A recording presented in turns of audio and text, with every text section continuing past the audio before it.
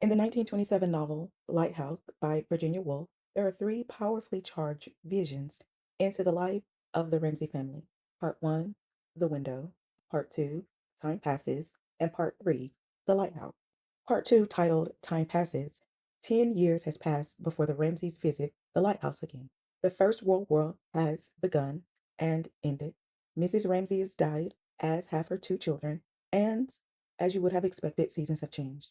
However, inside the house, everything is still. Everything is covered in dust. Everything is eaten away by dampness, quietly falling into despair.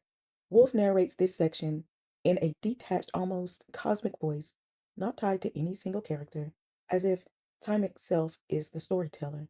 The house has become almost a body in repose, and the memories of the people who once lived there lie dormant, dormant inside the home, as if sleeping deep in another dimension. The stillness is profound, not the peaceful quiet of rest, but the silence so deep it feels immovable. Even the storms and the sea, even the winds that batter the island can't wake the slumber. They only pass over it, like time over a dreamer. Wind, as keeper of the unseen dream, moves through the house.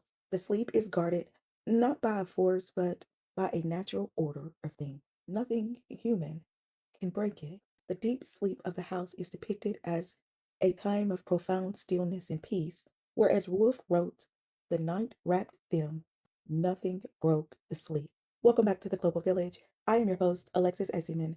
In today's episode, we will discuss the scientific evidence of how the body tries to compensate for the loss of REM sleep, leading to a period of increased and intensified REM activity, which results in more vivid dream. Here's how it works. REM sleep is where the most vivid dreams occur. REM stands for rapid eye movement. REM is one of the distinct stages of sleep, and it's during this stage that we experience the most vivid and intense dreams. Sleep deprivation impacts REM sleep. When you're sleep deprived or your sleep is disrupted, you're likely to not get enough REM sleep.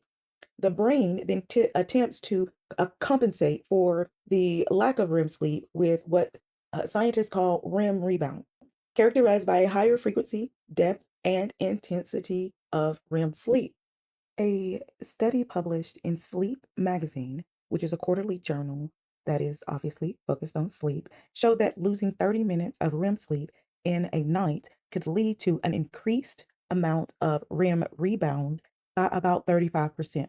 The same study found that dream intensity also increased with REM deprivation, and subjects with reduced REM sleep rated their dreams as more vivid. Research suggests that dopamine plays a role in generating dreams, and its levels are elevated during REM sleep. This could contribute to the intensity of the dreams during REM rebound. Studies have shown that REM sleep is crucial for processing emotions and consolidating memories, which may explain why disrupting sleep could lead to changes in dream content or in memory recall. A study involving veterans found that those who had high percentage of REM sleep were more than twice as likely to report vivid dreams.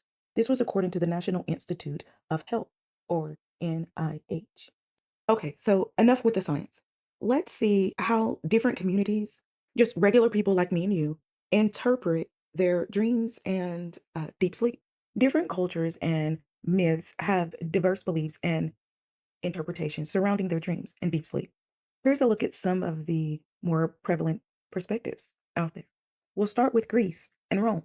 In Greece, dreams were taught to be a divine origin, a way that the gods would communicate with, us mere mortals.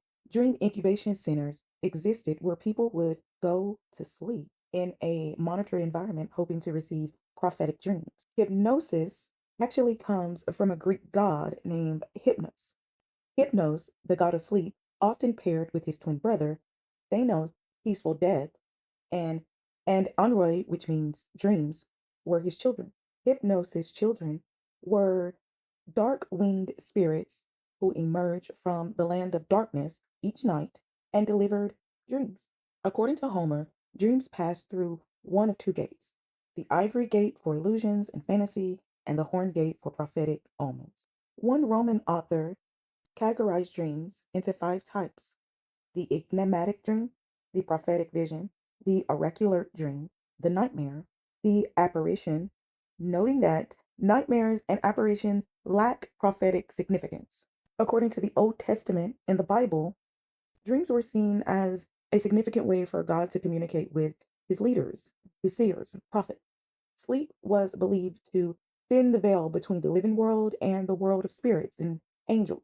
Stories like Joseph interpreting dreams for Pharaoh illustrates that the importance of dreams in these traditions was enormous. A more detailed look into sleep as a divine communication, according to the Bible, we find passages like Job, the 33rd chapter, 15th verse through the 18th verse, where deep sleep is described as a state where God can speak to individuals through visions and dreams.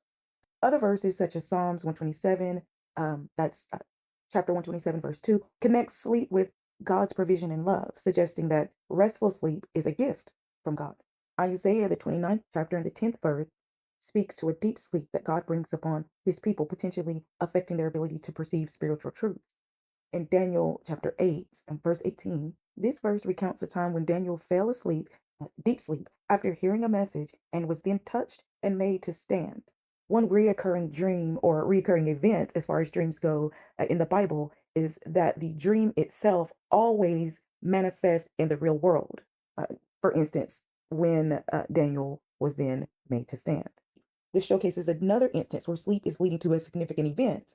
In Matthew, the first chapter, the 20th verse, an angel appears to Joseph in a dream, instructing him to take Mary as his wife.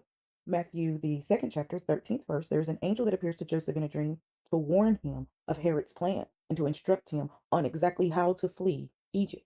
Genesis, the 40th chapter, the 8th verse, the Bible often distinguishes between visions which occur while awake and dreams which occur during your actual sleep, just two totally different things.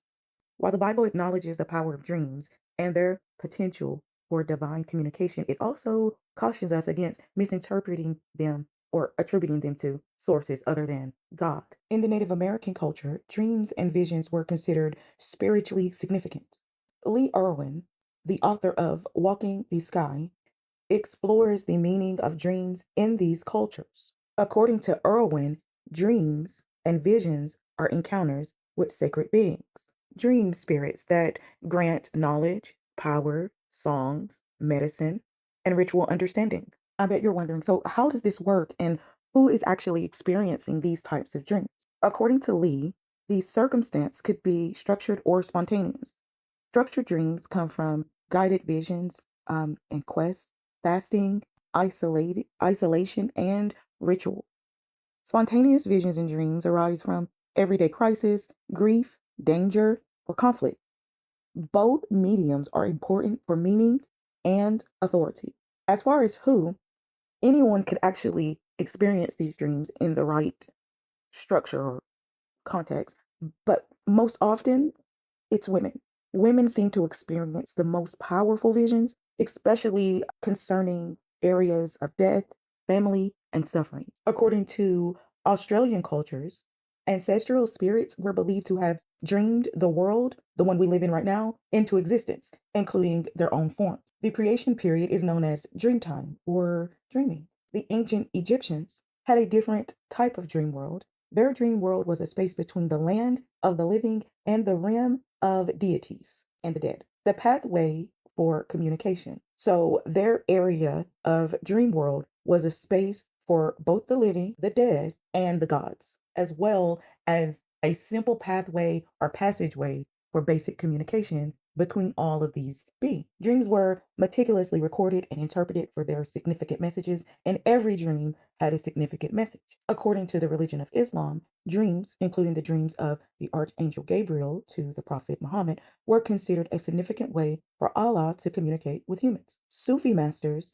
categorized dreams and believed lucid dreaming held great value for personal growth and understanding the divine truth. That seems to be a reoccurring theme. A lot of these religions believe that the dream itself could actually help you achieve divine truth. Hinduism and Buddhism both emphasize the expansion of consciousness and self control during sleep and dreaming as a path forward towards enlightenment or divine truth. Hinduism divides consciousness into waking, dreaming, and deep sleep, believing the latter two are more important than waking. Tibetan Buddhists, particularly the school of dream yoga, practices meditation techniques to develop awareness during the dreamlike state, kind of like in the Matrix. They focus on having a full awareness of what is happening to you during a time when most people are the least aware of anything. I think that's pretty cool. In essence, across diverse mythologies and cultures, dreams and deep sleep are seen as a gateway to something beyond ordinary waking consciousness, whether through divine messages, spirit communication, or as a path of self realization. The act of dreaming holds a significant meaning and power in these traditions. Modern science offers its perspectives through the phenomenon of REM rebound. REM rebound is a scientific explanation for experiencing more intense dreams when sleep is deprived. The body tries to compensate for the loss of REM sleep, leading to a period of increased and intensified REM activity, which results in more vivid dreams. That's what the scientists say. But I think there's so much more to it. I think it goes so far beyond what we understand from a scientific point of view. So, the next time you're overworked, exhausted, and missing a few nights of quality rest, be sure to put a pencil and a pad of paper by the nightstand. You might wake from the dream that could change your entire life. So, before it slips away back into the shadows of dreamland, just write it all down because who knows who you could have been conversing with. It may have been the divine. This episode was written and directed by me, Alexis Esiman. I am your host, and we are the Global Village.